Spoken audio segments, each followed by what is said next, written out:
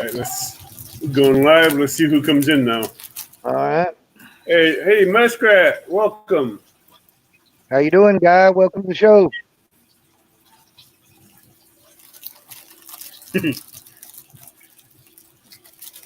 He's a cool dude. I haven't met him yet, but I like to meet a lot of these people that's in chat. Oh, me too. I have talked to some very, very awesome people throughout the years, especially in catfishing and in the world of catfishing. My intentions after this COVID's over, which before it happened, I was going to have a meet and greet. And now this COVID has ruined it, so I delayed it until this is over. Hey, Wicked.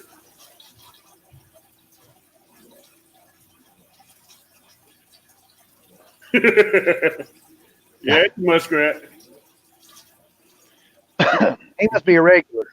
Who? Wicked is. And Muskrat? He comes in from time to time. Hey, Maurice. Hi, John. Hi, guys. Welcome to the show. Hey, Jason. Now, the ones that are coming now are mainly regulars. Right.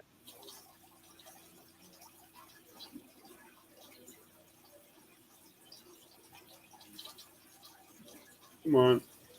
Jason's heading to the river. Be back in a few. What a hard life that is. Jason's heading to the river. Be back in a few. That's okay. You can head to the river.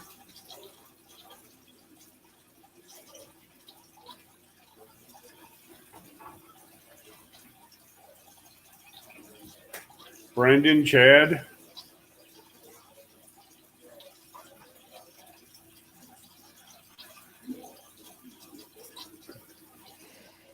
I know we got more than 2 people in here. Yeah, I see half a dozen probably. I say half a dozen, but my counter's off. Okay.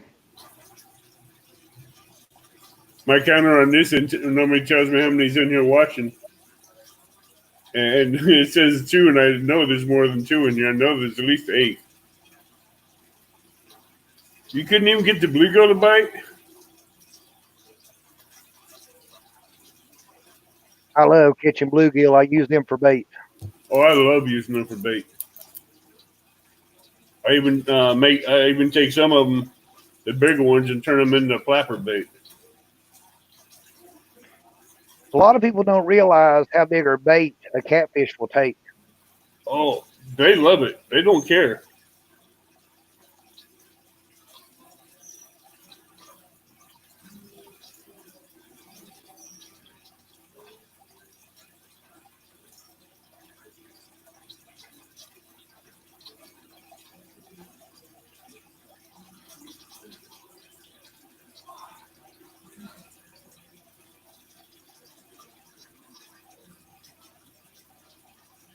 All right, now it's starting to catch up.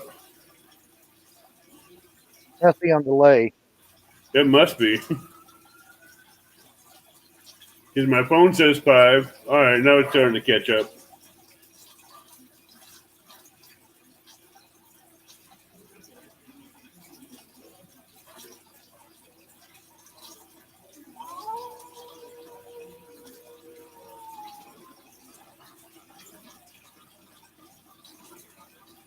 Yeah, it's catching up now. Yeah, Muskrat, I've seen a bunch of small cats with bait that you would not even begin to imagine them eating in their mouth. I don't see why a spinning rod can't be used for a bait caster rod. It just don't have the finger handle on the bottom. Do you? Well, the biggest thing is the holding of the hand and the control. You right. Against it, and it lets you flip it. Where with a spinning rod, you've got nothing to keep it from moving up and down. Right. Except for a really good tight grip. Yeah. But do you want to bet a big cat on that tight grip? That's what I ask everybody. At least with that finger notch, you can kind of hold on to the rod and keep it from pulling out of your hands. And with a big cat, it wouldn't take a whole lot for it to pull it out of your hands. Especially if your hands are wet and it's dreary or drizzling rain. Hey, Buckeye, welcome. I don't know if you know him or not. The first time I've seen him. But welcome to the channel. Kayak fishing. Justin is using big baits last couple of weeks. Big baits, big fish. Yep, that was a big thing for me to learn when I started catfishing. I'd look at a hook that was a 6/0 or 8/0, and I was thinking to myself, God, that's like an awful big hook. And a friend of mine told me, he said, no, that's a little hook. And it took a long time for me to get that mentality in my head that you need big hooks and big bait.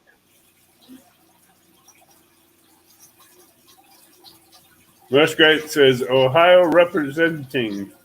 Yep. That must be you. No, Muskrat. Indiana. Do what? Where are you from again? I'm from North Carolina. Oh, that's right. I got you mistaken for someone in Ohio. Let a few more people get in here, then we'll start. Okay. Thanks, Kevin. I worked on that one for a couple hours the other day. I used a lot of my pictures in my phone to make that.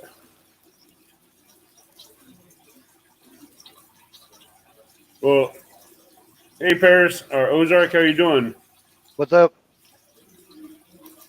He's going to be doing a show just after me, so. Right. Ozark is.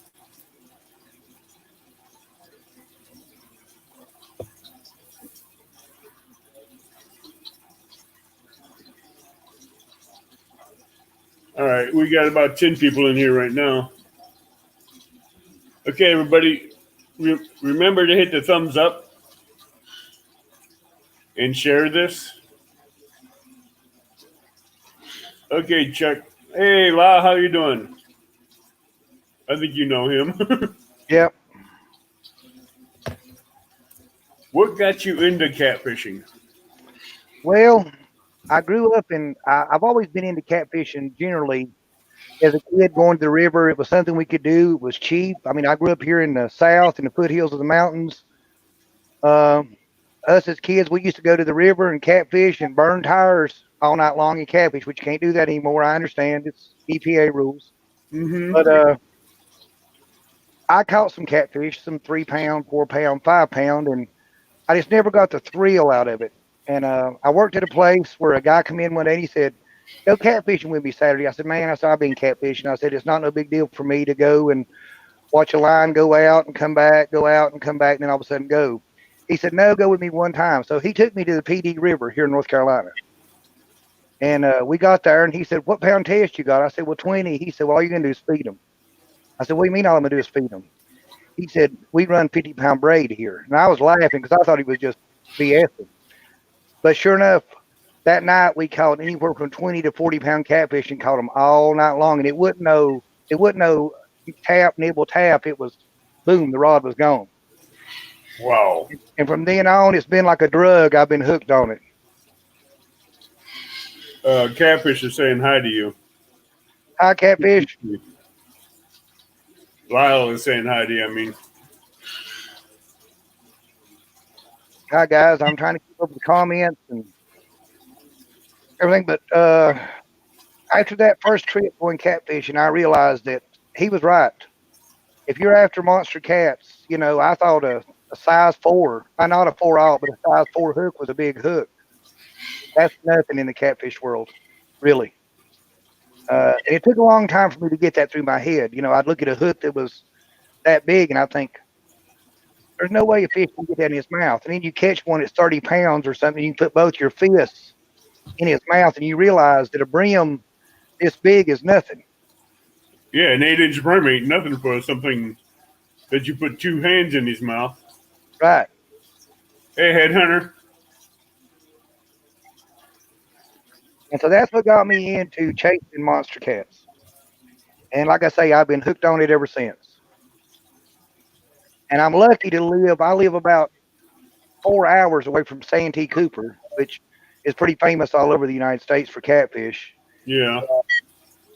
If you ever get a chance, I tell everybody, Go one time fishing at Santee Cooper. If you don't, you've cheated yourself in life. It's worth the trip one time because there is some amazing catfish in Santee Cooper. Now, is that lake overfished for catfish or not? In a sense, it is. And that's another reason that me and my friends and everybody I know in the catfishing world, most of us, we preach CPR, catch, photo, and release. Because Okay. in today's society, I had a guy ask me one time, he said, how would you tell a 15-year-old kid that just got a 40-pound catfish, the biggest thing he'd ever seen his whole life, to put it back? And I would tell that kid that thrill that you just had of catching that catfish, if you put it back, another kid will get the chance to catch it, and you may catch it in a year or two and it'd be 50 pounds. Imagine what a thrill that would be.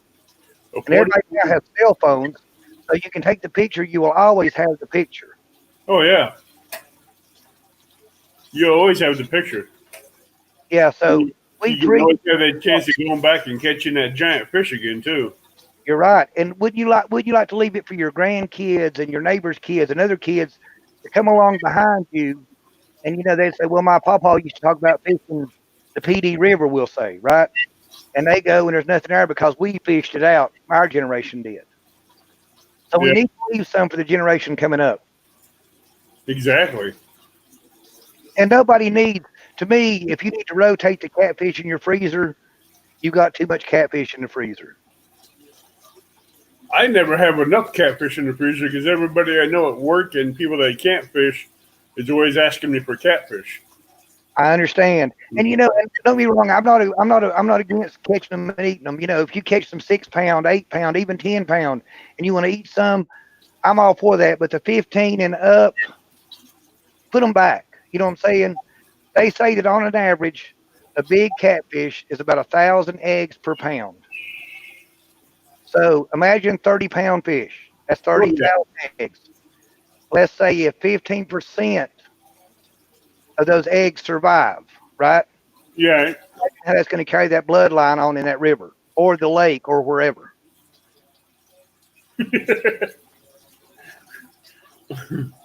Oh, that was funny. John Patrick says, I want to catch a catfish hunter.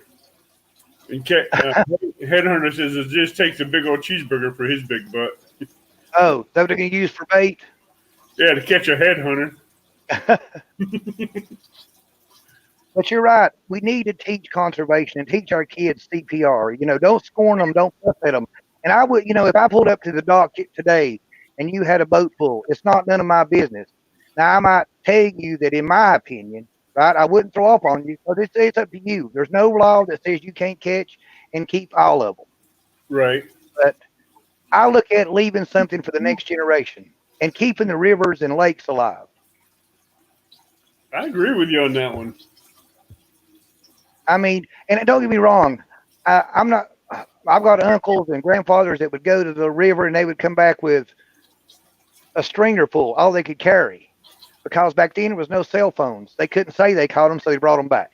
Right. Now we have a cell phone. Everybody got a cell phone in their pocket. You take the picture, you'll always have it.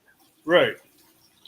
And if you want to mount it, all you have to do is take the pictures, the measurements, the girth, and the weight, and a taxidermist can go from there. Oh yeah, they do great work in making them lifelike. Oh, yeah. They got one up in Carlisle Lake Museum of a 76-pound flathead that was caught out of there. And it was just done from measurements and pictures. At Santee Cooper, down there, what they call the Canal Lakes, there's a place called Hills Landing, which Canal Lake is the bypass tributary river that connects Lake Murray and Lake Moultrie. They've got a 96-pounder on the wall in the restaurant. That is a monster catfish. I do agree with that one, Palmetto. I'll post that one up on the screen for you. You're right. I agree with that. If you want to catch some to eat, I've got no problem with them. That's what it's for, and that's what we're all here for. But nobody needs to go catch 10 or 20, 30 pounders and go home and pack the freezer full. I just don't see what you would do with that many catfish. You know what I'm saying? Yeah. Yeah, and Canal Lakes is a fish camp, and it is down on the canal that joins Moultrie, Lake Marion and Moultrie. There's Hills Landing, Canal Lakes, Blacks.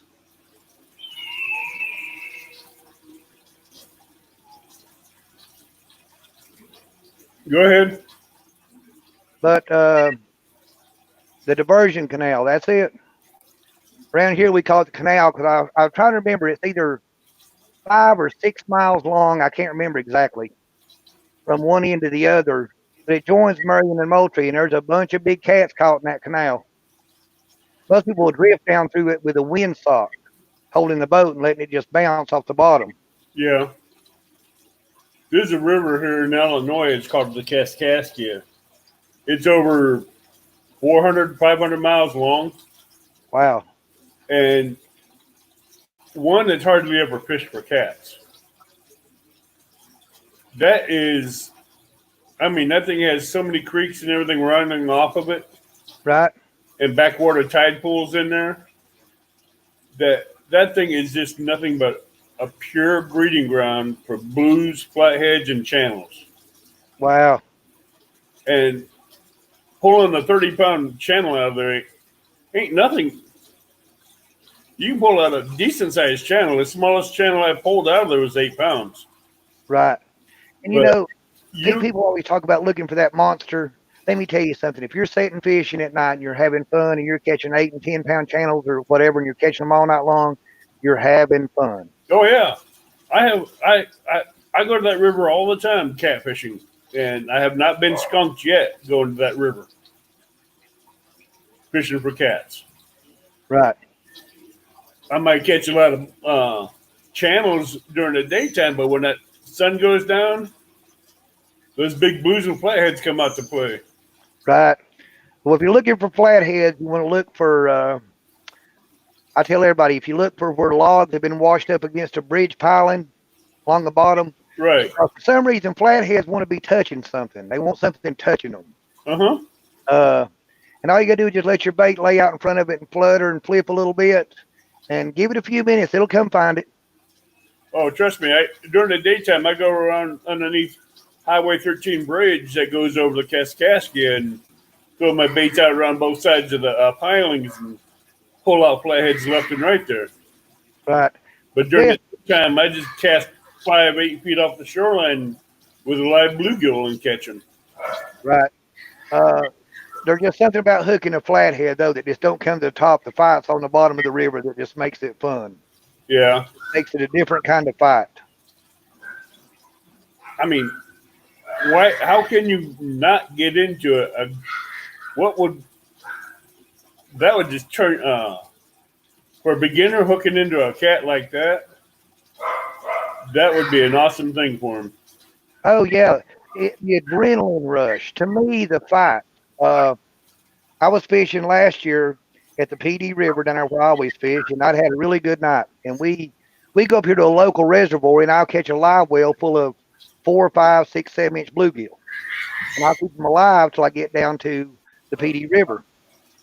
And I had a fish, and I don't know what it was, but it hit it about 12:30 at night, 50-pound braid, 85-pound stainless steel leader, and it just hit it and went. I didn't even turn the fish, didn't even slow it down. Damn. Okay? I thought it had broke the line. Oh, I'm from North Wilkesboro, North Carolina, and I thought it had broke the line. Well, I went to wind the rod in, and I said, well, I can feel weight. I pulled it up, and it pulled the swivel off of a 65-pound stainless steel leader, hook and all, didn't even slow it down. Now that's the one I'm gonna spend this summer looking for. That fish. Swivel off the line? It pulled the swivel off a stainless steel leader. It's like it pulled the leader off. Yeah. He took that little clamp and just stripped it. Yeah, the whole middle part of the leader was gone. Damn. And I didn't even turn the fish. Hey, Jeremy, welcome. What got you into looking for better rods and reels? Well, I'm blessed enough to get turned on to watching Matt Jones, and Michelle Jones and Flathead Freaks on Wednesday night. And I work for a living and I support a family. And so, of course, I have to get the most bang for the buck. And with that being said, Matt and Michelle Jones were talking about a company called Cast King. I had never heard of them, never at all. But I listened to them every Wednesday night. And so I ordered my first one. And since then, I've been sold on them. For the money, is one of the best products I've ever owned. Maurice, what is my favorite rod and reel setup? Well, Maurice, I'm kind of partial, but I've got two. Here is one. That is the Cast King Sharky 3 6000 with a bait feeder. It's got two drags, in other words. The back one is about 7 pounds when it's set. This sets it, and when it gets a bite, it runs with it. When you wind the handle or touch the button, it locks in. It's got 39-pound of drag. And I have that reel mounted on, I'm waiting on some new rods, but I have that reel mounted on a 7.5-foot Zebco Hog Seeker. That has been a great rod. I've had it for years. And between that reel, another good reel for the money is the Cast King Pontus 5000 with a bait feeder. And believe it or not, that Pontus with the bait feeder is like $45 for a 5000 series. Yeah, I like that Pontus 5000 with that bait feeder. You can't touch a quality reel with 10 bearings and that much drag for that kind of money. Well, that's about 35-pound drag. Yeah, 35-pound. And the new Sharky 3, and the Sharky 3, the bait feeder is 40 pounds. 40 pound of drag. Yeah, that's at 6,000, right? Yeah. Well, my favorite fishing line, once I got started and realized braid is the way to go. But now here's the only downfall to braid. If you snag braid, you're not going to break it off the bottom. Nope. The best thing to do is reach in your pocket, get your pocket knife, cut it, and whack it, because you're not going to get it back. You'd have to tie it to your truck and pull in whatever you got snagged in the bottom. Well, when I first started using braid, I made a good old rookie mistake. I decided I'd wrap it around my hand about 4 or 5 times, and I'd jerk it and pull it off the bottom. Instead, I cut my hand every knuckle all the way to the bone. I didn't make that rookie mistake no more. I reach in that pocket now for my pocket knife. But any good 4-strand braid, I like this. Here's the Cast King Extremist braid. It's reasonable. It's like $14 for 300 yards. And if you're gonna, your fishing is only gonna be as good as your tackle. Exactly. I mean, you can't expect to buy a $3 line, and I'm not throwing off on $3 line. Boys, God knows I was born poor. I learned to fish with a Zebco 202 black with white buttons on it. That was the first reel I ever owned. Hey, Chuck. But if you're gonna buy braid, buy good quality braid. Oh yeah, don't buy anything cheap, because a lot of your cheap grades won't handle it. No, they won't. You were telling me before the show about Catman. Yeah, let me tell you. I know y'all had Matt Jones on a couple of weeks ago. Matt Jones. 2 weeks ago, or it may have been 2.5 weeks ago, on a Sunday morning, Matt woke up with chest pain, and he didn't have a heart attack, but he did have some blockage, and he had to have a pacemaker. If you'll go on my Facebook page or Paula Kathy Smith, there's a GoFundMe page for Matt Jones. And the reason is because everybody knows there's no such thing as cheap medical. There just isn't no cheap medical. And everybody needs a little help every now and then. We all do. We've all needed help. There's not one of us sitting here tonight that hadn't needed some help somewhere in our life. Amen. And let's keep him in our prayers and thoughts for him and his family through this trying times. Yeah, I call him now the bionic knucklehead. Sorry to change up your gears on that one, but I want to get that one out here with as many people as we got here. Yeah, I meant to mention him earlier, and of course I got me caught up in it and forgot about it. But I was lucky enough to be picked by Cass King to be a brand ambassador. Now, what that means is, do I get free gear? No. But do I believe in their product? Yes, I do. And everything I've owned from them has been top quality. And their customer service is second to none of anybody I've ever dealt with. And don't be wrong, I have owned the high dollar pins, the Shimanos, the Daiwas, but I want the most bang for my buck. Oh And yeah, I speaking agree of with that, that because the best speaking of that, bang for your buck you're going to spend the money for. you're right. I'm going to give y'all a little sneak preview of what I heard. Cass King will have 8 new reels come out this year. Spinning reels or bait casters? Don't know. I just know there's 8 new reels, so keep looking. I heard that the other night in a conference I was in. Oh, really? Yeah, 8 new reels this year. If coronavirus will ever let everybody go to work and get everything going again. Now, have you tried the new Cass King rods? No, now see, because everything is out now. Everywhere you go, there is no Cass King rods hardly at all. Now the new one they have out, they have a new estuary inshore rod. They say that is a beast of a rod, but it's Yeah. mainly made for salt water. But I'm telling you, if it's made for salt water, it'll handle all the catfish we want to catch. I was just wondering, is it a heavy action or is it a medium heavy? Outdoors addiction, Medium braid from a C41, but right? the Cass King braid is going to work compared to the Power Pro.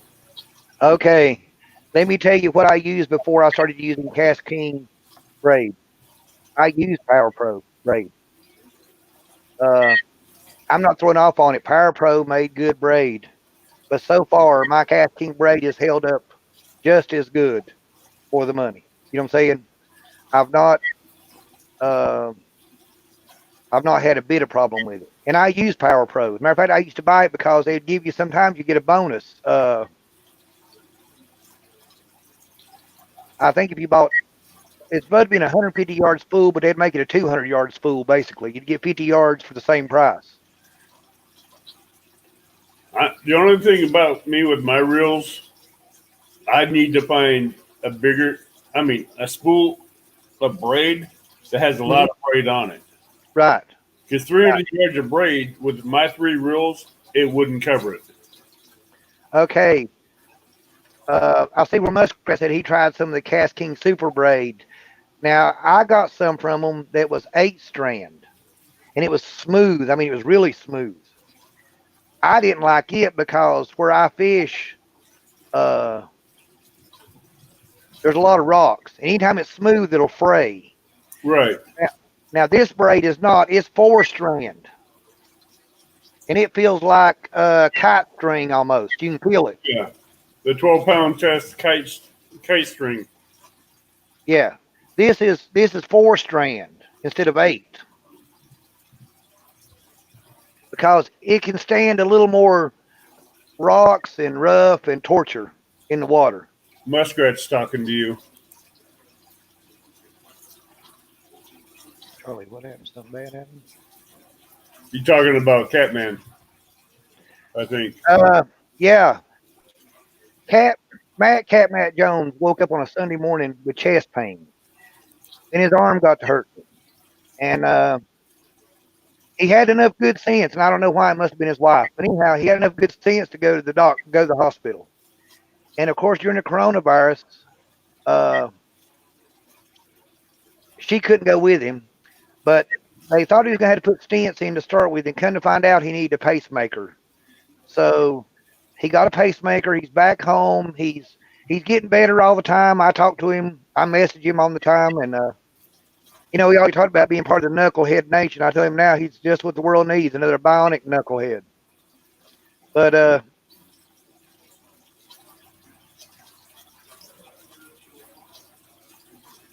Well, we let everybody keep him in our prayers because he has given the catfish community a lot of new stuff. He's worked with Chuck here on some new designs and everything on websites and all that. He's one of ours, He is one of ours. He's and he- let's support him. Let's help he's him a out. genuine down to earth person. I mean, he's genuine down to earth. Yeah, he'd bend over backwards for a fellow catfisherman to help them out. So let's help him out in this time of need and keep him up in our prayers. Yeah, and I'm 59 years old, and and he's younger than me a lot. And I keep telling myself it could just as easily be you or me or anybody. I mean, you don't know. You could wake up in the morning and it'd be one of us. So, Yeah. but him and his wife are awesome in the catfish world, and they do tours. They go to the cat conference, cat con. He was talking about coming down to this meet and greet after this virus is over. Him and Mike. Yeah, I hope I talked to him, I think Monday, and he's doing a lot better. And it's just going to take time. His wife said what it is, he's just tired. And I get it. I mean, it's a new adjustment. Of course, going to change his diet. There goes the little Debbie snack cakes out the window. Them are gone. But he'll be all right. Yeah. I'm going to shoot him a message when we get off and talk to him. See how he's doing. Yeah, he's something else. And like I say, and another company that I'm associated with is Bloodline Tackle. If you haven't ever heard of them, Bloodline Tackles out of South Carolina. Jerry Droughty, awesome company. Little guy that's honest, works hard, and he started making rattles, demon dragon floats, if you want to call them. Right. He made his own. Really? And of course, this is my cheap redneck way to keep my rigs together. I like that idea. Let me tell you what you do. You go buy you a pool noodle, $1. Cut them in the size you want them. Take your knife and split them. Right. Put your rattle inside. Wrap your line around it and put your hook in the foam. That way you don't have to get them all tangled up. I bought a bunch of them last fall for $1 a piece or 50 cents a piece out of Dollar Tree. Right. I still got a bunch of them left so I could do that with. There is the cat shed that he makes and paints. These are airbrushed. That is cool. And hear the rattle? Yeah. Okay, that's a rattle. And here's a spinning rattle. That is a real nice. And this is a rig to float it off the bottom. Yeah. With cut bait. Uh-huh. You don't want to put live bait on it because live bait will swim around. All you're going to have is a tangled mess. Oh yeah, they'll have that all over the place. But these are made by Jerry Droughty and Bloodline Tackle. He also makes a thing called Bloodline Drift Weights. And what they are, I don't have none of them in here, but what they are is they're a weight with a tube in it. And you buy this fluid, this blood or whatever, and you put it in the tube and it drips out the bottom on the weight so the scent goes over your bait. Repeat that again? Okay. They're a tube about 8 or 10 inches long. Right. They're weights on the bottom. Right. You take the cap off the top and you put this fluid in it like chicken liver blood, whatever. And it's got a dripper on the bottom. It drips it under the water. And that water takes it right over your bait. Okay, that's cool. Yeah. As a matter of fact, Bloodline's motto is make them chase the blood. Yeah, let's keep Charlie Hubbard in the prayers too, because I don't know the full gist of it, but he's been saying had been pushed towards the doctor. So, Well, we'll pray for him. And like I say, this is my cheap economy storage, so they don't get tangled up. you give me a heck of an idea because I make my own version of Santee Cooper rigs, and that'll work great for him. Oh yeah, and I do them out of this here is done out of covert, which is cast king fluorocarbon. But I also do them out of braid. Now, Cast King sells braided line, but what's the maximum yardage of line you can get on one spool? The best I remember, it's like there is some spools of 500 yards. I don't know if they've got any of the 1,000 yards in or not, because with the coronavirus, everything is emptied. I mean, all the warehouses everywhere are emptied. Amazon, eBay, Because I'm looking for something with 1,000 to 1,200 yards of line right? to fill Hey, three reels. hey, Michael, I see Michael Murillo's comment. It ain't inventive, it's redneck's what it is, but I'm proud to be redneck. I'm good at it. Cat fishermen are the best redneck ingenuity people you can find on the street. Oh, yeah.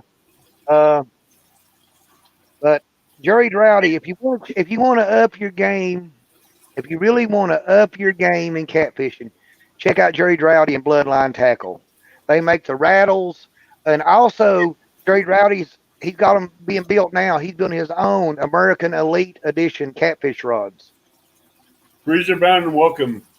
He's a new subscriber to my channel today. So if you have all you people here in chat, go look up Freezer Bound. He's a hunter. He's a fisherman. Subscribe and share some love with him. Freezer Bound, welcome to the show. We're just talking about going fishing. But and you know it's funny. Throughout the years, I tell everybody everybody wants to talk about boats and going catfishing. Let me tell you something. I've been blessed through the years. I've had some really fast, high dollar bass boats, and I didn't tournament fish. And I was thinking one weekend, a friend of mine told me, he said, "Chuck, you don't go fishing much." I said, "No, I can't afford to." I said, "I spend $50 in gas every time I go out. I could run 60 miles an hour and be across the lake in a minute." But I got to thinking about it. What do I need with this boat? This boat don't serve my purpose. No. So I went and bought a 15-foot John boat, 25 horsepower Mercury fuel injected 4-stroke engine. And I've enjoyed it more than any boat I've ever had. It ain't the size of the boat, it's the desire to get out and go fishing. Exactly. I have never fished off a boat, but I'm a bank fisherman, Right? and every time I see a boat go down the river, I just think that it's just The biggest thing about a boat is how much ground and how many holes you can fish, how quick. You can pull anchor. You can pull anchor and be fishing another hole half a mile down the river in just a few minutes. Instead of where if you're bank fishing, you've got to drive, load all your gear, get in the car. That's the biggest advantage. yeah. YouTube is acting up again. Well, Muskrat, I understand. I mean, like I say, I've had big boats, but I have enjoyed this little 15-foot flat bottom boat. And believe it or not, I can fish all summer on probably $20 worth of bass. And I can go fishing every weekend. And for me, it just suits my needs for what I do with it. Because I can go in like a foot of water. Oh yeah, there's if I was to own a boat, it'd be a flat bottom boat. It'd be a 4.5 foot wide one where you can walk around it and not have it flopping around every time I moved. Right. But it'd have to be a 14 to 18 foot boat. That way I can have some room to move around in it without worrying about tripping and falling out of it. Oh, yeah. Well, it's just the best part I like about it is I can go by myself. I mean, I don't lock, I got a friend that goes with me, but I can go by myself. I can launch the boat by myself, load it back by myself. Hey, Charlie Hubbard, I kind of agree with you. My wife says the two happiest days of my life is the day you buy it and the day you sell it. The happiest days of my life is not buying one yet. My boss is fisherman at work, and he has 3 boats, and he's trying to get me to buy one of them. And I'm like, no, I like my bank fishing too much. I have done a bunch of bank fishing in my life, and it's funny. We laugh about it now. Me and my buddy were talking about it the other day. It's funny. We have a boat, and now we get out in the lake and fish toward the bank. And when we're on the bank, we want to be out in the deep water. Fishing. My big heavy action rods were 20-pound test and 5 ounces of weight. I can cast almost halfway, a little over halfway across the lake with that thin braid I got with a big weight. Well, believe it or not, I'll put a 2-ounce weight on a sinker slide, and I do use sinker slides and quick clips. And ever since I had a leader break, I make my own leaders. Right. Because now if it's going to break, it's going to be my fault, not the company's fault. But I make my own leaders and sinker slides, and I can take a couple ounces of weight and throw it at PD River. I can throw it halfway across the river, no problem. Now, I do a 20-pound braid to the swivel with the sinker slide and the bead to protect the knot. Then swivel down, I use 17-pound Cajun line. Right. I used to use a bunch of that red Cajun line that makes for Zebco. That is some good line. But don't wrap that around your hand and pull on it because you'll be going into ditches. And I used to laugh. I used to tell everybody, I don't believe that 17-pound test is close to right. Because I put some big old fish with it and not broke it. Yeah, I've cast it out in the middle of the lake once and almost hit a guy that is speeding across the lake. Because when I cast it and he took off, I thought I was going to be in the water before he got in front of me. Right. But he got out there and he just ripped that thing open and that stinker barely missed his head by a half inch because of his stupidity. Yeah, it's funny. I kind of agree with that comment. If you're in a boat, you want to cast toward the bank. If you're in a bank, you want to throw it at the boat. That is how it is. I guess it's just the mentality of fishing. Hey, carps and catfish bait tips and tricks and techniques. Welcome. Use a 3-pound motto with a shock leader and a 2-ounce lead and can hit a little over 100 yards. That's slinging it.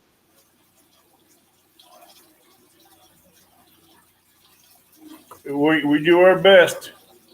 This is on every Friday night at 7 p.m. Central Time. We'll normally have a guest on. If not, it'll be a DIY or tip or trick that you can use from the bank or from the boat. And if you have any questions, feel free to ask. Yeah, because guess what? Guys, that's how I got where I'm at. I ask questions and I learn, and I still learn every day. Don't know it all, don't want to know it all, because if I know it all, it won't be no fun no more. Here you go, Chuck.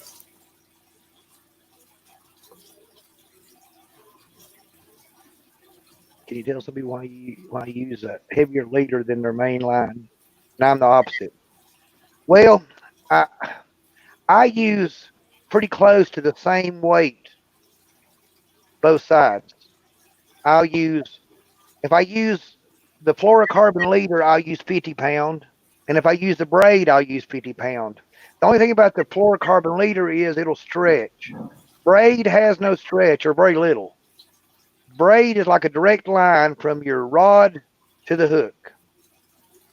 And a lot of people use a lighter leader because that way if they get snagged, all they're going to lose is the leader. They're betting on breaking the leader. Because I've heard this discussion a lot of times and I never could figure it out either. And a guy told me one night I was watching a show and he said they use a lighter leader just so if they get snagged, the only thing they're going to lose is the leader, not the line. But right. I try to always use the same. But I will use different types. I will use fluorocarbon, braid, but I prefer braid straight to the hook because braid is a direct line. But some people have a tendency to go with a heavier leader because they don't want to lose a fish on that weaker leader line. I don't know why they think that, but if they have their big set, you won't have to worry about it. Here's the main thing. The main thing is your drag on your reel. Your Right. drag is right. I caught a 17-pound cat 4 weeks ago on a Cast King Brutus spin cast, which looks like a little Zebco 202, Right. with a 10-pound mono that was on it on a size 2 hook with a night crawler on it. I was catching bait off the back of the boat. And I used it catching brim. And my buddy hollers and says, listen to your drag. Well, I go back there. Here's a 17-pound cat on it. I get it in the boat because the drag wore him out. Uh-huh. And I caught it on 10-pound mono that came on at factory. Now, how do you set your drag? Do you have it set for a certain size of fish or what? I set my drag to where if you throw this lever here, look. Right, it runs freely when the lever's up. Now, when this goes back, I want my fight to start. Right. I will loosen it some. I normally turn it about 4 or 5 clicks, but it'll just start to peel. Hear it? Right. Because I want to have some fight. Right. You also don't want to damage your rod and your line and your hooks either. Right. You want to let the fish wear itself out. I don't want it to wear me out. No. I want it to do the work and me just wind it in. But it don't work like that, but I'd like for it to. I agree with that. And another thing I use is, and I know you had him on your show, lightning bugs. Right. That's the best invention in the world. That's the greatest thing ever been put on a rod. Those are the best lights you got that you can make. And I tell you what, that's... My boat is set up with all LED lights, all inside of it. I go catfishing at night, I don't even turn them on. I use them lightning bugs, and all you see is a little glow off in the darkness. And every little nibble you'll see. You can't help but see it. You can't, because it's like a little lightning bug right there. As soon as it gets tapped, that thing moves. It's quick. Fishing with BB, he's right. He's used 4-pound braid with 8-pound mono and landed a 30-pound carp, no problem, because he let the drag do the work. Yeah, he's in Australia, or over the pond, I mean. He's one of our regulars here that normally comes in, but he's been working a lot lately. Right. And I saw where Wicked Ed Whisker was talking about the Ohio River and how abrasive it is. Now, that's the way the PD River is. There's a bunch of rocks. Now, there's rocks in there the size of cars. Yeah. So it's abrasive. It's really abrasive on your braid. And that's why I use a leader, a stainless steel 102-pound wire leader down from the braid. Because I want it to take the abuse. Yeah, that's about how Mississippi is, too, because with them building and doing these current bridge constructions and stuff falling in the water that they don't retrieve, it'll do damage to your rods, reels, and lines. I'll tell you how lucky I was my last fishing trip. My buddy that goes with me, he has a matching set of Pontus 5000. He hooked a big old cat and turned around on the boat and caught his other rod with the tip of his rod in his hand and dropped it off in the river. Oh, yeah. Brand new Pontus. He was lucky enough to snag the line and get the rod and reel back. I told him, I said, that level will never happen again. No, that's a once-in-a-lifetime miracle. Because that's what I told him. When it went overboard, I said, that rod and reel's gone. Yeah. He said, maybe not. And he threw over and he got caught in the line and pulled it in with a braid. I told him, I said, you better thank your lucky stars, because you won't get that lucky again. No. Normally, if it goes overboard, it's gone. That's a 1 in a million chance of catching your rod and reel back. Oh, yeah, I knew it was gone. That's why I told him, I said, that rod and reel's history. He just got really, really lucky. Yeah, that's what I told him. He told me, he said, I didn't even enjoy catching the fish because I was worried about my rod and reel. What stuff are you guys working on in Bloodline Tackle that is new? Bloodline Tackle, their new line of rods. You need to go check them out on Facebook. Go check out the video now. They've not been none. I hadn't had my hands on one. I hadn't got to touch one.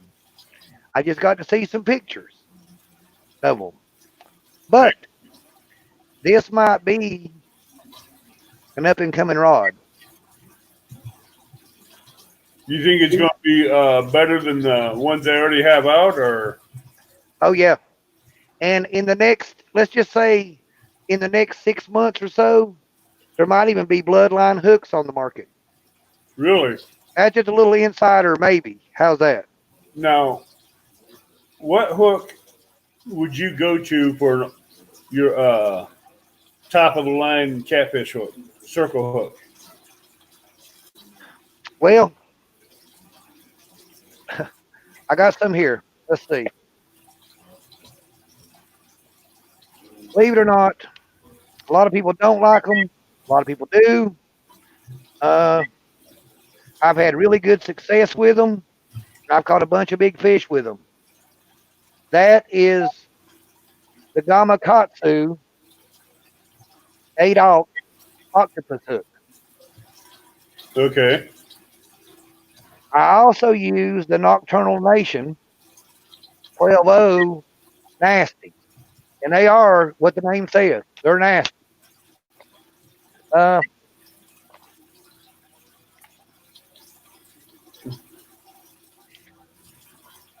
I need a bigger tackle box. No, I don't.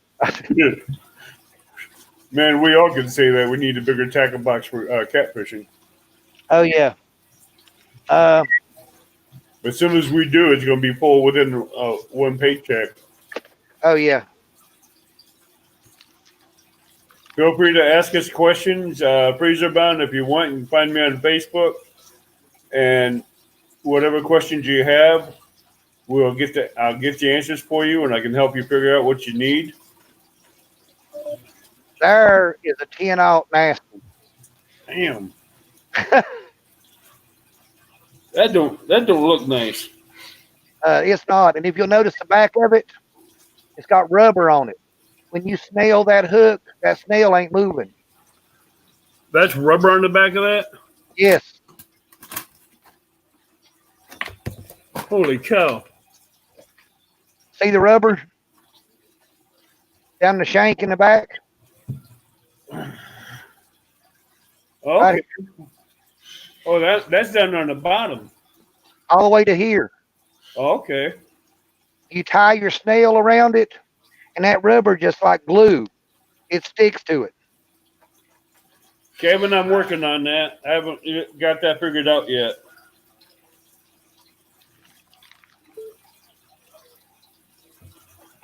I'm working on that part. I haven't got that part figured out yet. I'm thinking on some trinkets or something I can do.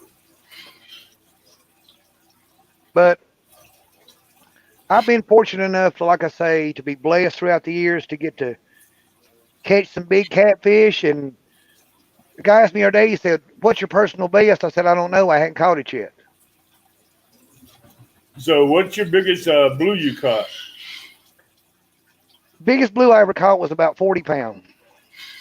In And your the biggest flathead I ever caught was 52.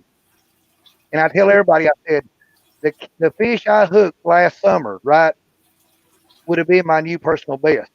Because if that 65-pound stainless steel leader didn't slow it down, that was bound to have been a good one. Let's see. I hooked into an 85-pound blue last year off the Kaskaskia and landed it. That was on that 20-pound braid. Right. But that's my personal best so far. Well, that's like me. I tell everybody I don't have a personal best yet because I haven't caught it. But I'm still looking for it. Now, that last hook you shared, Yep, the Nocturnal Nation. how would you compare that to a team catfish hook, circle hook? Well, I can't really compare because the Nocturnal Nation is not a circle hook in a sense. No, that's a like a J hook. Now, this right here, well, see if I can keep this glare out. There we go. Yeah, Now, that's a Gamakatsu circle hook, right. an octopus circle, right? I have had really good success with him. And the Nocturnal Nation hooks are awesome hooks, but they're not really a circle hook in a sense. If you look at them, they're more of a jig hook. Yeah, they're more like a J hook with a curl on it. There you go. Right. But let me tell you about sharp, son. Now that's sharp. I, I was tying a snail on one and stuck myself half a dozen times trying to tie a snail. I'm good at tying that snell knot. I'm quick about that one. But I've been using Team Catfish hooks since I moved here, and I haven't found a better hook yet, but I've been looking. Right. But I like the circle hooks better.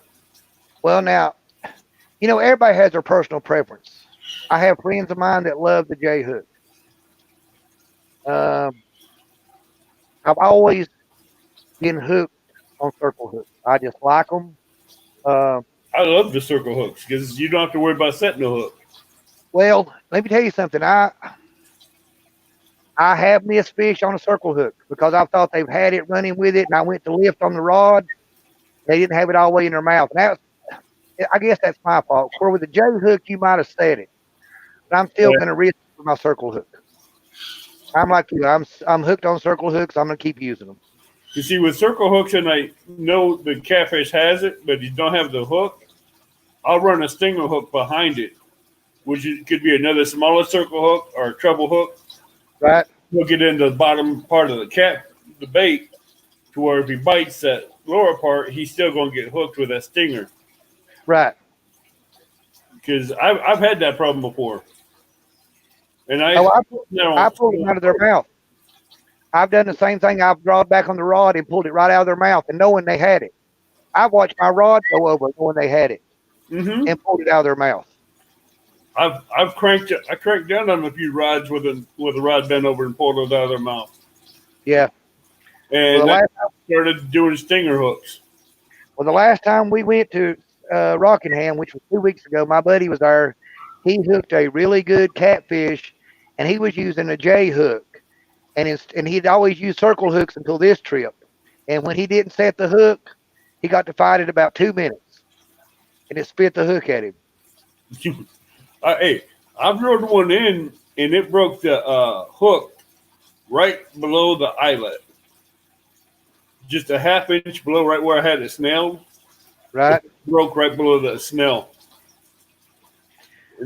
Most of the time, with a hook like that, if you break one of those, it was a flaw in manufacturing, because most of the time that steel is not going to just break in a certain place. No, but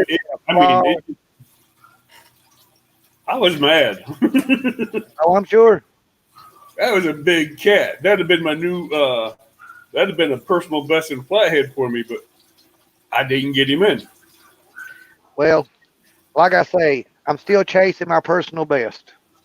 I'm still chasing my personal best on both of them, but I only got a 35-pound flathead to beat, but it's still a flathead. Right. I tell everybody, there's just something about that fight of a flathead compared to a blue or a channel. And I'm not throwing off on either one of them because they're fun to catch. But that dead on the bottom of the water fight. Those things just take off like a bat out of hell.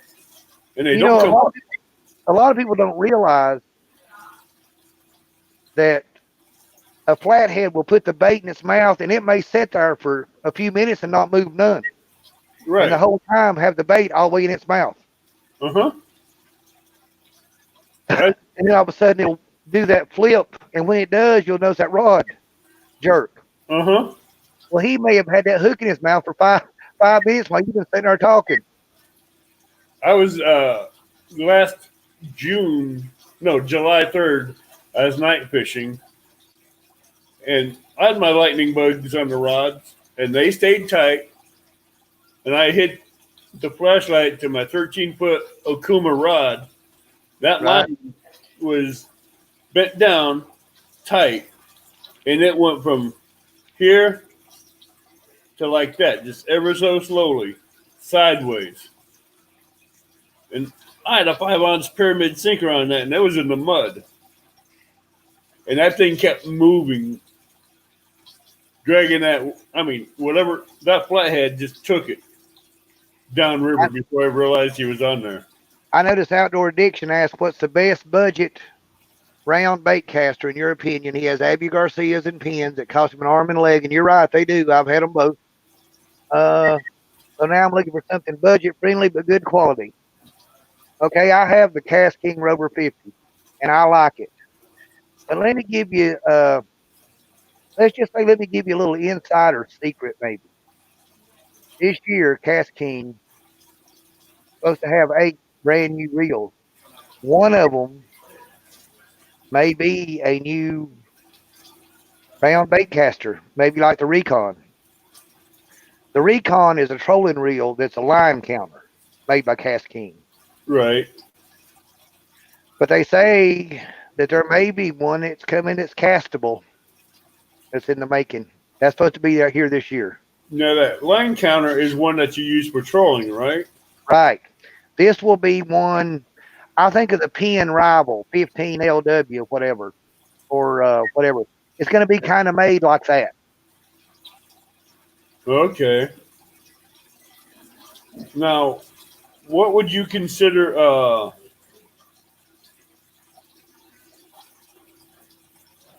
May 13th, your birthday? A happy early birthday, Jay. Yeah, happy birthday. I didn't had mine. I don't want no more this year. I'm good. Mine's still a ways off, so I ain't worried about it. Lou Laser 60 bait caster reel, $70 real good bait caster. Okay. A lose, yeah. I see that. I see somebody talking about that big Cat XL Zebco. I don't know. I've heard some horror stories about them. So I don't know. I've never tried one, so that's not my opinion. But I've just heard a lot of people say that. Now, do you use planer boards on your boat when you're fishing? No, that is something new that I've got to learn. I've got a friend of mine who's going to teach me how to run planer boards because he talks about using them all the time and loves them. But me, I've never used them. I've watched them being used, and I think they're a good idea. Now, I've been deep sea fishing where they've run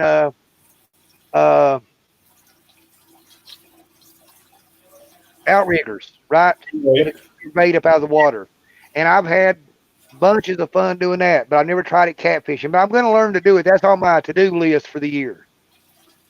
Now, what's your opinion on anchor fishing versus drift fishing? Okay. Me personally, it depends on where I'm at. The PD River, the current is pretty fast. Right. So if you're drift fishing, it's going to be a real quick trip. You're going to be here to there. You know what I'm saying? Yeah, because the current's going to be taking you wherever. Now, places like Santee Cooper, Lake Murray, and Lake Moultrie, yeah, I've done a bunch of drift fishing across them. As a matter of fact, I use some of their drift sinkers in the river. These are some I bought at Santee Cooper a few years ago, and these work really good in the river.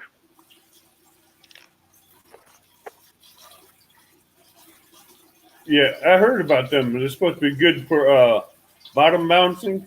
Yeah, and what it does is it lets it slide. It don't hang up. And what it basically is a nylon sleeve and 12 or 14 double aught buckshot, and then it's heat shrinked, sealed on both ends. And I put a swivel through it so I can just slide it on my line. Oh, that's cool. Those things they were $1 a piece at Santee Cooper. That's $1. But when you're fishing, it's only money. Ask my wife. But yeah, I use those, and I also use them on rocky bottom because they don't snag up bad. Wicked, if you're looking for a good bait caster reel, Chuck says Casking has one out that you might like. They got one coming out. It hasn't got here yet, but it's on its way. Okay. Now, which I've got a Rover 50, which for the money, $50 is a very good bait caster. Yeah. I will agree with that. The money you will get for $50, you're going to get quality, You do. but you're not Uh, going to break the bank on it either. if you guys get a chance, you need to go to Facebook and look up Gus Batista or K Bear and look at his video on a Cast King Sharky 3. And as a matter of fact, here is one. There is the 5,000. That looks like a beast. Oh, this thing is so smooth. Scoot it over that way a little bit. Yeah. Nope, the other way. There you go. That is a beast. And smooth as glass. 39.5 pounds of drag. There's He, your new real chunky. he used one of those for 2 years in salt water in the Everglades without hosing it off, without oiling it, without doing anything, and then takes it apart. You need to go watch the video and see what the inside of it looks like after 2 years in salt water. Yeah. You'll really be. I was amazed, but it is a sealed system. Yeah, that's what I like about the Cast Kings and the pins, because they're all steel systems. And they're sealed tightly. So nothing's going to get into them. Yeah, Wicked Whisker Outdoors. Yeah, now I have the Rover 50 bait caster, and it is a good reel for the money. It's a very good reel. I use it, but like I say, they have a new one coming called the Recon that I'm waiting to get my hands on and try it. It's supposed to be a graphite, not a graphite body, but the same idea as the new pins and all those. You know, nobody uses a metal body much anymore. Now they're all graphite or whatever material they make them out of. Carbon fiber. Bud, how are you doing? Jason Lamb. He's on the Mississippi River, guys. Look good. You doing any good yet? Chunky wants to hear the ping drag. Oh, the drag? Mm-hmm.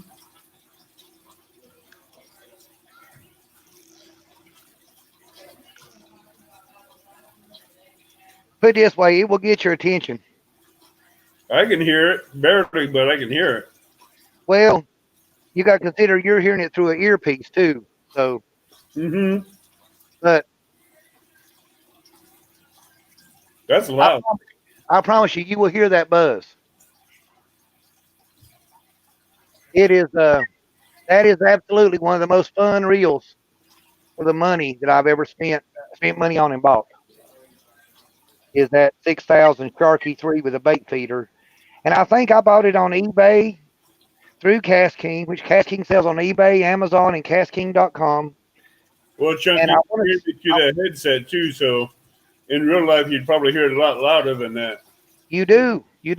I mean, it's not like a clicker on a bait feeder or on a bait caster. You know what I'm saying in that sense, but you will hear it.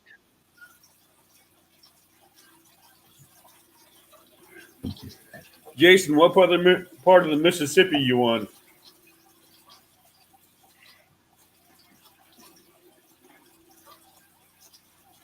The Lose Lasers metal with brass gears.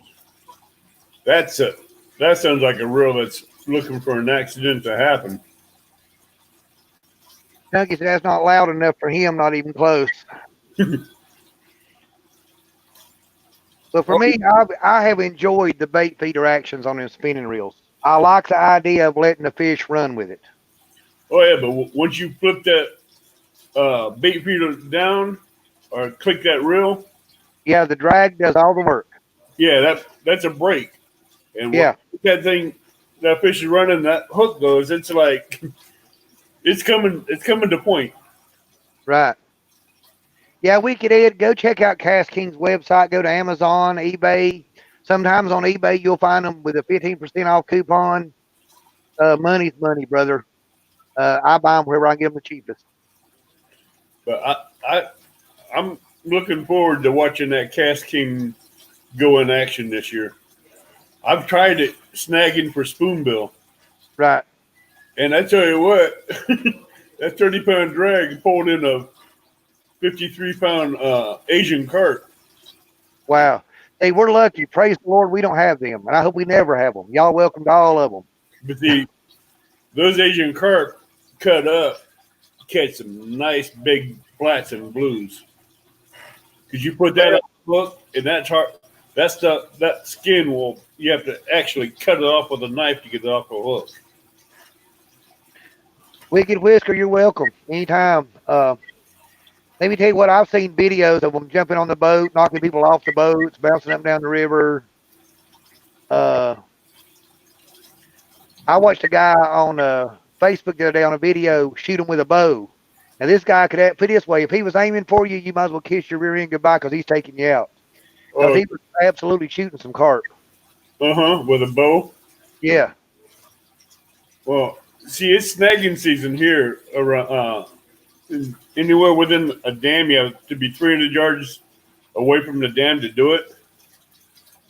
And you're supposed to be snagging for paddlefish, but if you get the Asian carp, they don't care. Right. And people's been pulling them out lately, and I've been taking them and cutting them up and vacuuming them, sealing them, putting them in the freezer. Right. But I've been flash freezing them in the cooler. Yeah. You'd understand what I mean by flash freezing. Well, now, what we do is if we're going to put bait up is we'll put ice and salt water, basically, the cooler. Yeah, that's what I call flash freezing. Right. Yeah. Yeah, it's in a sense of brining them is what you're doing. Almost like brine. Because you're getting that meat so freaking cold, it's almost frozen when you get it home. You just pat it dry, put it in the vacuum bags, and seal it. Right. Hey, Michael, I don't remember 27, 31, 35, 39, 40, 41. There's a bunch of years in my life missing. Michael Murillo said he didn't remember 27 or 31. I said, I got a bunch of my life missing. Man, if I tried to remember dates and what I caught, I'd lose a brain cell. Yeah. I don't have a whole lot to spare either, so I better keep the ones I got. I remember 27 fishing, but that's a lot of fishing that year. Well, for me, it would be 32 years ago, so that'd be a long time.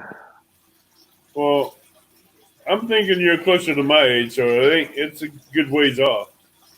Well, I'm 59. You're only 2 years older than I am, so I'm 57. But let me tell you what, I've been blessed. I'm thankful for every one of them. Yeah, so have I. Now, for beginners, if there's a beginner in here for catfishing, what would be your best advice for them? Best advice for a beginner is don't get discouraged. Don't ever think you've got too big a hook. Because that was a mistake I made when I first started catfishing. To me, a 3/0 circle hook I thought was huge. And it's untelling how much bait I fed the catfish throughout the years because I didn't have enough hook to catch them. And another thing, if you're the beginning catfisherman, I learned a lot from going to a bait shop and looking at these two old men that was sitting outside whittling on the front step that was talking. Them two little old men held a lot of knowledge. They've been sitting at that bait shop a lot of years. Anything you can watch on YouTube. There's a lot of great people on YouTube. Paula Cathy Smith, probably one of the biggest female catfish anglers there is. Matt Michelle Jones. People like that. Contact them, talk to them. Most people will, you private message me. I'll be glad to talk to you all day long and help you any way I can. Same here. That's how I got started. That's how come I made this channel, is for beginners in catfishing or fishing in general. So that way I can help them get started into the catfishing sport and all that. Well, catfishing's had a bad name for years. Everybody looks at catfishermen as we're kind of the lower form of society, and the bass fishermen are what the world's about. No, it's not. No. There's a lot of great people in the world of catfishing. You know what I'm saying? Yeah. And there's a lot of people in the catfishing world that loves drama, that throws it out there, and they can't get enough drama. Oh, yeah, exactly. I don't need the drama in my life. I'm just here to have a good time, pass on a sport I love and a passion I love for catfishing. Exactly. enjoy yourself, have fun, catch the fish, take the pictures and release it, the ones on Yeah. the big ones. Well, you think about it. Those beginning catfishermen, that once was me and you, and Oh, everybody on this page. Everybody on this page once was a beginner.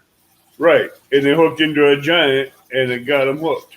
That got me. I'll be the first one to admit. The first big catfish I caught, it was like a drug. I couldn't get enough of it. I was addicted. I've been addicted to it for years. Yeah, And I hope there's no cure for it because I don't want to be cured. there is no cure for it. 'Cause No. you want to go after something, you're going after that next bigger thing. Well, to me, it's the thrill of sitting there in that line in the water and that Right. rod going over, and you having no idea what's on the other end. Is it 5 pound, 10 pound? Is it 50? Is it 80? Is it the one you've been looking for your whole life? You know what I'm saying? Exactly. Because you don't know if it could be a 60-pound gar on the other end of that hook. I don't know, and I've caught a bunch of those nasty things too. A 60-pound gar, now he'd have to go home with me and become dinner. Well, we have a bunch of alligator gars, a bunch of them. Right. We got them here too, so. And you know, it's funny.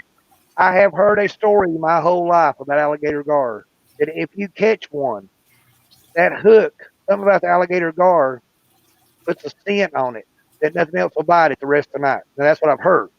I've never tried it. I can honestly say that is a lie. Is it? I've caught 8 alligator gar in one night on the Kaskaskia on number 10 circle hook. Unhooked it, put fresh bait on there, cast it out there, and caught a 45-pound blue off the same hook. Right. I know Chunky talking about the Cast King Cat Tech. What does he think about that? You know, the catfishing world kind of shunned that rod because it's not a very big, huge, fat rod, but it flat does the work.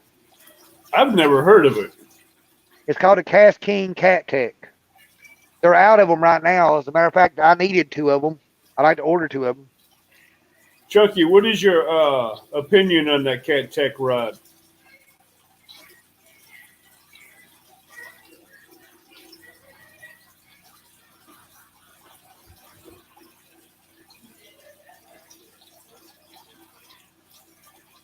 I know he says it's his funniest rod, but Yeah. Is it his funniest or funnest rod? fun, Funniest. Yep. Funniest rod. Now, what kind of weights are you throwing on that rod, Chunky? He says he loves it.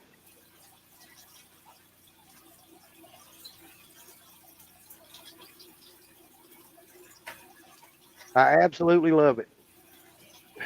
What kind of weights are on there? I'd say he probably throws a 2 to 4 to 5 probably on it. I'd say a good 4 or 5 if he's up there at the tidal basin. Right.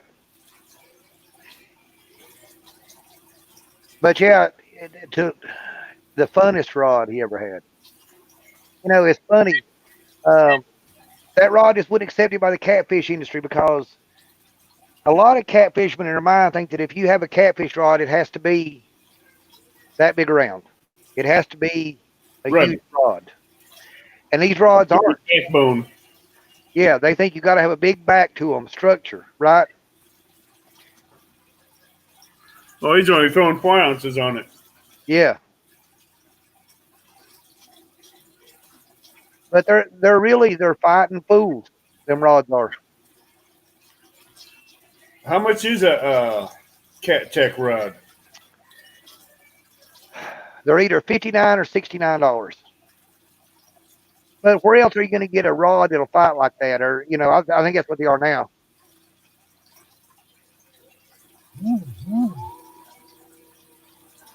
Because I'm always, a lot of my rods are inexpensive rods, but they're good. Right? Catfish Buster made by Bass Pro, 11-foot heavy action rod. They don't make it anymore. I've got one of those. I got two of them, and I have an Okuma Longitude 13 foot, Right. and I got an 18-foot Okuma Longitude, which they don't make that 18-foot anymore. But that's a 4-piece rod, that 18-foot. This rod here is the old style Zebco Hog Seeker, the old style. Right. They don't make this no more. No. Completely yellow on the top. I bought two of those brand new off of eBay for $20 a piece. Well, you got them for 20. My cat busters only cost me 11 a piece. Right. I bought one of those at Bass Pro. I bought two and broke one getting it out of the boat. How'd you break it getting it out of the boat? I got the tip snagged and wasn't paying attention, was talking, turned around, jerked it, Oops. and broke it. Yeah, but I don't blame nobody but me. That was my fault.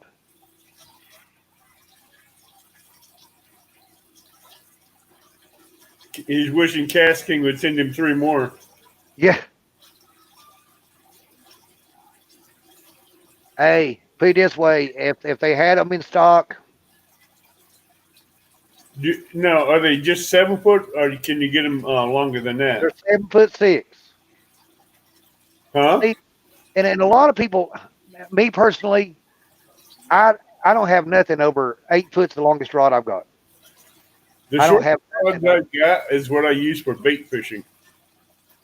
Well, let me tell you what I use to catch brim with. I bought me a fly rod, and I put one of them little Zebco 1 minis, those little under the rod spin cast reels on a fly rod. And I use it to catch brim. Yeah. John, that cat buster you got, is that a medium heavy or a heavy action?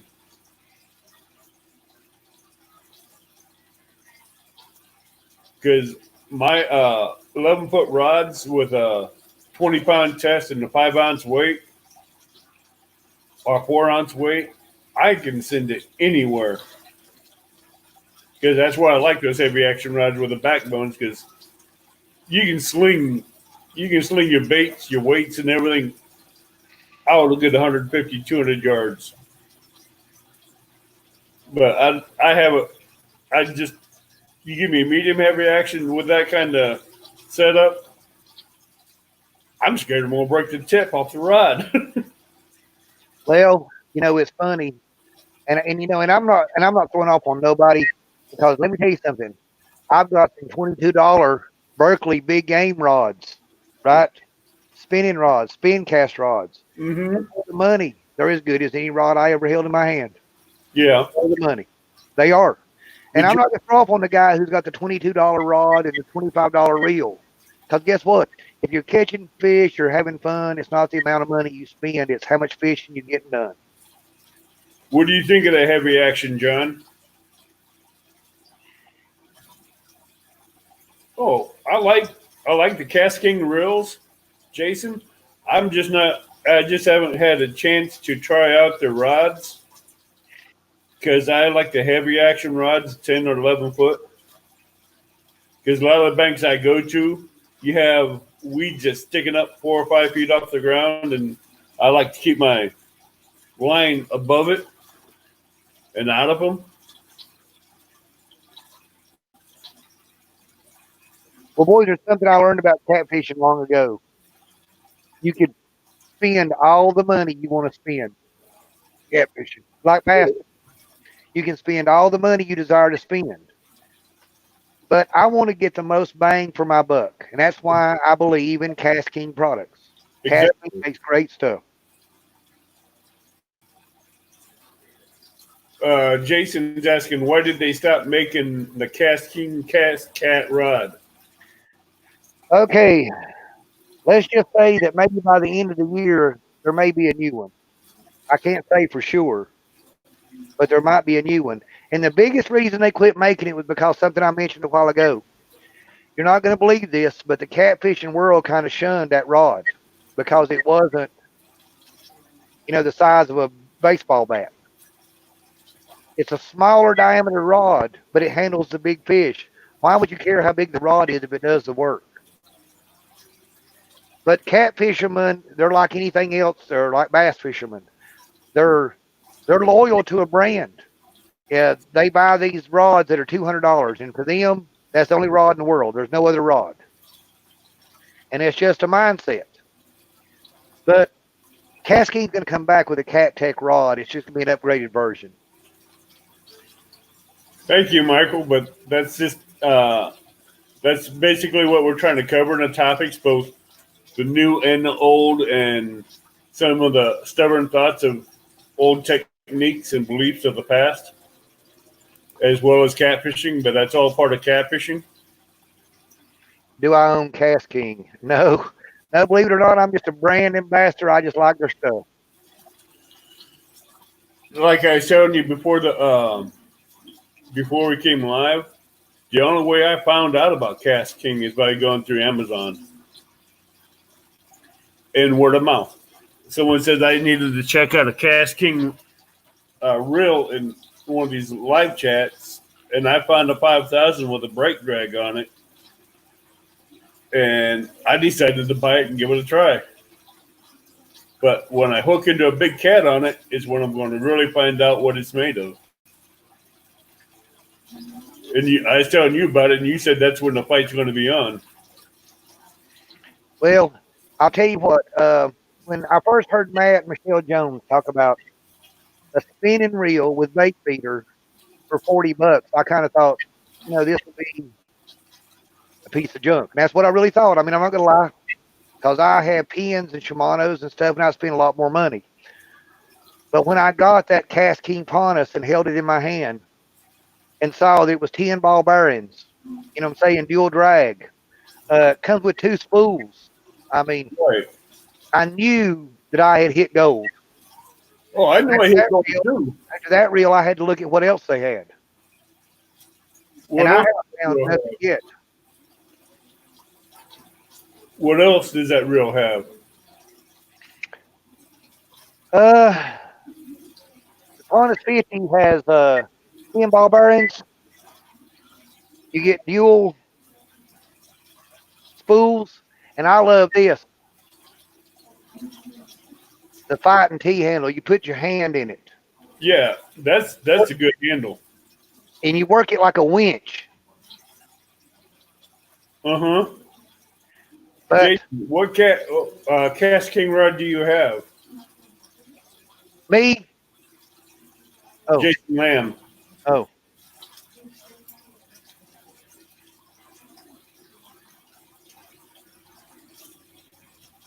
Hey, John, you're talking about trying the Cast King bait caster.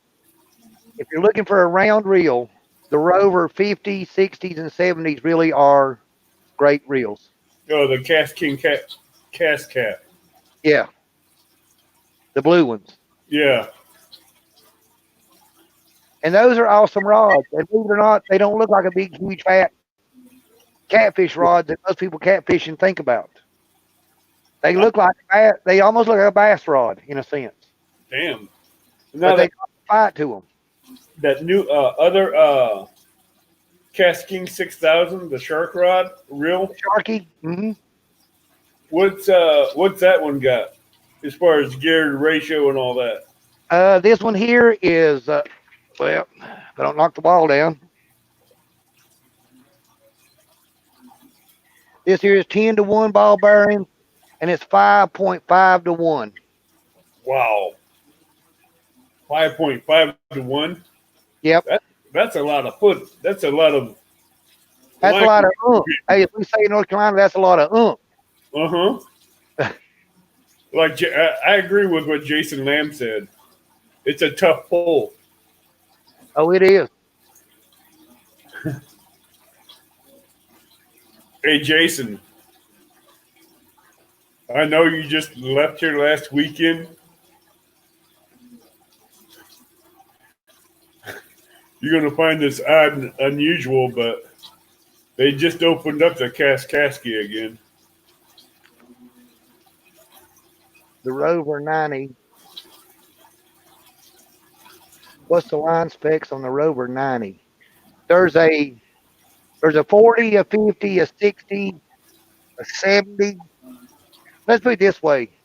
I have the Rover 50, and the best I remember, I have 250 yards of 50-pound braid on it, and that's the 50.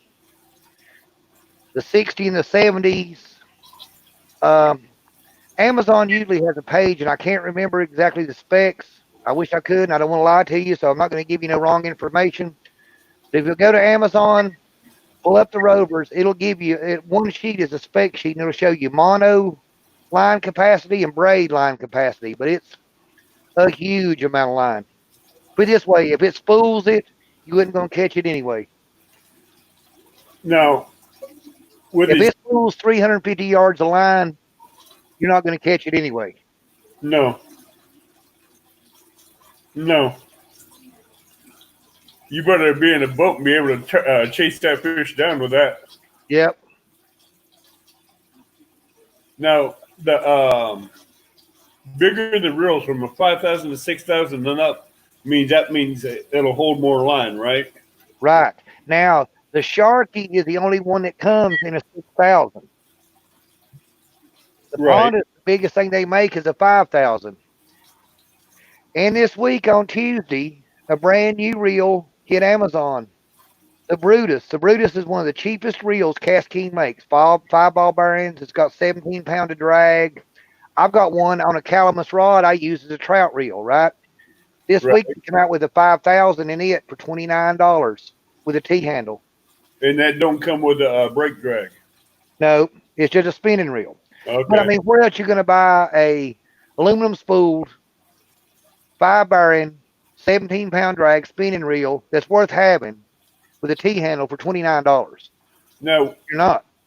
do you think Cast King will ever come out with a crappie reel? Spinning reel? Or bait caster? For what now? For crappie? Yeah. Well, Cast King makes a 1,000, a 2,000, and they make a 500 series in the creek system that people use for ice fishing, which is a little bitty little reel. Right. Which I don't see why you wouldn't use them for crappie fishing. You'd have a little small spinning reel, Right. probably hold 150 yards or 80 yards of 6 pound or 4 pound mono, and that'd be a plenty to crappie fish with Right. on a little ultralight rod. Because I'm looking for a good crappie reel right now. Besides this one that was given to me, if I can find it again. Let's see. It shows mono 16 pound test, 750 yards. This one I haven't used yet, but it was given to me. It's a Mitchell 300X Gold, Right? and that thing is sweet. It has a T-handle like all the other ones, Right? but look how small that is. Believe it or not, I have in a box somewhere an original old-timey Mitchell 300 that has the left-hand retrieve. It won't even switch left to right because it was one of the old ones from back in the 70s. And this thing is so smooth, it's not even funny. Yeah, that's a nice reel. I've never seen a gold reel like this, but man. And it comes even with that T-handle like you got on your, the Cast King comes out with. Right. That's almost too pretty to use. I know, that's what I'm saying. Do I want to use it or do I want to hang it up on the wall? The Cast King Centron 200 would work. You're right. I have the Cast King Centron, the 3000 and the 4000 spinning reels. All those reels are awesome for the money. Thanks, Maurice. I didn't even think about checking out the Cast King Centron. Yeah, and those are affordable. Those are affordable reels and built good. But the Mitchell reel, it's too nice and too pretty. To use. Yeah, to use because it's looking like one of those trophy reels that you'd win out of something first place or something. Right. Well, I've never had nothing I wouldn't use. No reel. a rod. It's gonna get used, but just the thought of it. Yeah, the first time you get it dirty, it'll be better after that. First time you drop it in the river, you'll be good. After that, you'll just use it. Oh yeah, I'm still going to use it, but I'm going to put it on one of my crappie rods. I'm looking until I get I'm getting another crappie rod. I'm just looking for another reel for it. Right. Well, like I say, check out the Centrons. All of them come in small sizes, or the Brutus. The Brutus comes in a 2000 series. I got a friend of mine, one of those to trout fish with. It is a little bitty small reel, spinning reel, little bitty small reel. Yeah, And I think it was $19. Maurice, you are a library of knowledge here. Oh yeah, he's got all the facts. Huh? He's got all the facts. Oh yeah, he follows everybody, and I tell you what. Hey, Catfish and Crappie, how are you doing, bud? Cast King over 60 of the Ming Yang CL60. What's your opinion? I don't even know what a Ming Yang CL60 is, and if I'm going to buy one, I'm going to buy a Cast King rover because it's got a year's warranty, and all you got to do is pick up the phone. They've got outstanding customer service. So, am I going to call China or am I going to call New York? Well, I'm calling New York. That's just my country 2 cents worth. Yeah, that's what we're here for. Just to get. Well, it's like I tell everybody, when you buy something from Cast King, you'll get this card. And it's about the loyalty program. Right. For a year, it's a no questions asked warranty. In other words, let's say the Sharky 3 right here. Let's say I took it out of the box and I drop it and I step on the handle and break it. I call customer service. I don't tell them I step on it and broke it. I call and say, look, my Sharky 3, I've had it a week. The handle's broke. When this coronavirus crap's over, in 2 or 3 weeks, or in 2 weeks or so, guess what I've got in the mail? Another one. A new handle. No questions asked. They replace the handle because they already know the model when you say Sharky 3. When you call and tell them you've got a Sharky 3 and you say, I bought it from Amazon. Here's my order number. I've had it 2 weeks, or I've had it a month, right? You tell them I've got a Sharky 3 6000 and the handle's broke, or the handle came off, the end of the handle came off. They don't ask you nothing. They get your name, your address, and in 2 weeks in the mail, there's your new handle. That's one thing I did not know. Why would you not want customer service that's loyal? You know what I'm saying? That's what any business is only as good as its customer service, no matter who the business is. Why are Asian carp so bad is because the people that had Asian carp in private ponds did not have the ponds deep enough, and they did not have a dike around their ponds to keep the floods, when it floods, to keep the pond water in one place and keep the carp in the pond. They just had flat ground, so when it flooded, all the Asian carp left the ponds, went into rivers, lakes, and streams, and now they're going everywhere.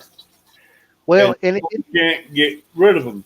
Isn't it true there's not no predators for them? Huh? Isn't it true that there's not no predator for them? I mean, isn't it right? There's no predator to kill them out. There's 3 predators for them, but they have a growth rate so fast that they can't keep up with it. Right. You got your alligator gar, you got your blue cats, and you got your flatheads. And you got your channel cats, and your channel cats too, because those 4 predators cannot keep up with the growth rate of those Asian carp, the silver carp, and the big head carp. And Maurice, you're right. Whisker Seekers has great customer service.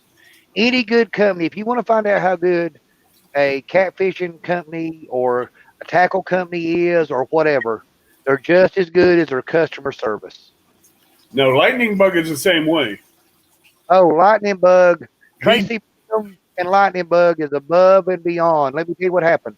The first Lightning Bugs I bought, I ordered them through Tackle Bandit, Nate Mallory Davis, or the 4-pack. The first night I used them, 2 of the lenses just fell off the end of them. I contacted the guy and told him what had happened. And he said that he had noticed that some of the caps were loose and they were changing the glue that they sealed them with. He sends me 6 of them, brand new, no questions asked. Replaced all 4 of mine and 2 extra. No questions asked. And another thing is, guys, he's a veteran-owned company. I'm a veteran, and yeah, I back veterans. Blood paid for this flag. Blood keeps this flag flying. They're great people. Tracy Bingham, Lightning Bugs, great products. I had to go back to catfishing without them. I've been when I got my 4 lightning bug lights from Terminal Tackle. Yeah. I got them home. I put them on the rod, and 2 of them didn't light up. I got a hold of him. He sent me 6 more to replace those 2. Mm-hmm.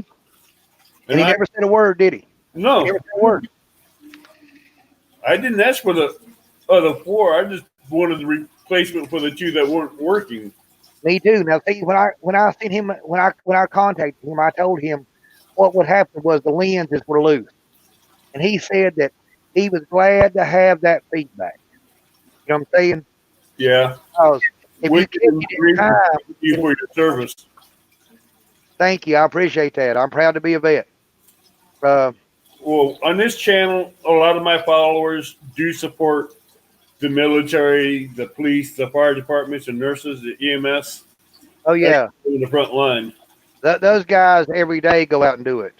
Right. Outdoor addiction, Cass King Pontus. Oh, yeah. I love those. It's the vets, it's the military that gives us those freedoms to where we can do those things. I seen a bumper sticker last week that said,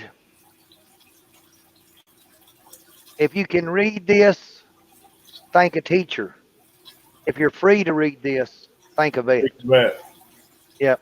Hey, Maurice, what did you think of my new thumbnail?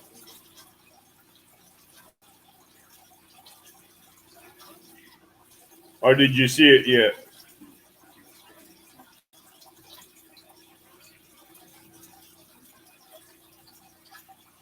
I'm going to have to send you a picture of that thumbnail I got. Chuck. Yeah, do that. I'd like to see it. And I'll send you a picture of that sticker on my boat that says, we kneel for the cross. And stand for the flag. Yep. I made that thumbnail out of all my pictures that I had on my phone. But I used a app to do it with. Which I like that app. It has a lot of potential. Because I'm trying to come up with my own kind of logo. Right. But that one just seemed to fit. I took a picture of 2 rods on the Kaskaskia River sitting out like this. Mm-hmm. I put a cutout of my shoulders and head on there with my sunglasses on. I put avid fisherman on top of it. Right. Put a catfish over here. Now I put that emblem up here. That's cool. And I just cut them all out and put them up there. I'll see you next week, BB. Actually, I see you on Ozark's live feed here in a little bit. Packing for tonight's fishing trip. Well, guys, I'm packing for tomorrow's day at work, unfortunately. Oh, yeah, I understand that one. I'm glad to do the same thing for tomorrow morning. I do 2 12-hour shifts at auto auction security at the gate. Right. So I'll be doing that Saturday and Sunday, then I'll be off Monday, Tuesday, Thursday, and Friday. Yeah, it's like a hard work week.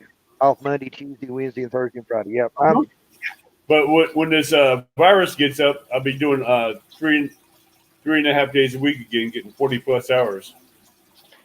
Yeah. The cast Kodiak any good spinning reel. Oh, yes. Those things are a monster. That's like the Megatron. I don't own a Megatron, but I have heard some killer stories about them. Those things are a beast. Cast King Kodiak. hmm Cast King Megatron. Oh, Uh, and it's funny. I never have been much of a one to bass fish. I just never did care for it. But throughout the years, I've owned some high dollar bait casters, all because I just wanted to learn to throw them. And I've got a basement with four of them in it. And I bought a Cast King Speed Demon reel, and thanks to it, I now enjoy it. It's the easiest thing I've ever thrown in my life. now is a Megatron a spinning reel or is that a bait caster? A Megatron is a spinning reel, but it's huge. It's an aluminum framed spinning reel. How big is that damn thing? You can get it all the way up to a 5,000 series, which is huge. Damn. But that 6,000, I'd like to get to put on my 18-foot rod. Let me tell you what, if you pick up the Sharky 3 with a bait feeder in the 6,000 series, I'm just telling you, that thing is a monster. It looked like a monster. And it comes with two spools. So you can have two different size lines. All you got to do is just swap spools. You could have 40-pound and 60-pound braid on two spools. And depending on what kind of fishing you were doing, you could just swap spools and be right at it. Uh-huh. That's what I like about that 5,000. You just swap spools real quick. Right. Matter of fact, you could spool up two spools of the same line. If you run out of line or something happened and you had a problem, Right. swap spools. Now, does a Sharky 6,000 come with two spools? Yes, That's good. with a bait feeder. Yeah, I'm just telling you, that is an impressive reel. Yeah, I've seen it and I like it. And you was talking about the T-handle a while ago and the fight on it. Uh-huh. Look at this T-handle. Nice. Solid aluminum rotator. Right. Yeah, that thing's made to fight. Well, yeah, it looks like it put some hurting on whatever hit it. I see a lot of guys on Facebook all the time talk about pier fishing, surf fishing with it, catching 5-foot sharks. Damn. All right. Well, I'm going to let you go so you can get ready for work tomorrow. Well, thank you for having me on. Guys, I appreciate the talk. I've really enjoyed this. This has been like down home BS session. We'll get back together again. We will. I enjoyed it. I appreciate everybody tuning in. Like I say, I'm just a plain old country boy that likes to fish. We'll have to do this again because I know you got a lot more information than what you're able to share tonight. So I'll be glad. I look forward to it. Like I say, thanks again. Thanks for having me on. all right. You have a good one. Good night, guys. Hey, God bless and tight lines. God bless. All right, guys. After this show, Ozark Outdoors will be going live, and he will have a guest of BB Fishing. So be sure and check him out. He'll be going live here in a minute or two. So go check him out and share some love with him. He's starting his new live feed. Thank you, Maurice. Go check out Ozark Fishing's live. He's gonna be going on as soon as I go off. I'll give him a couple minutes. No problem. And I'll see you guys over there. Have a good night.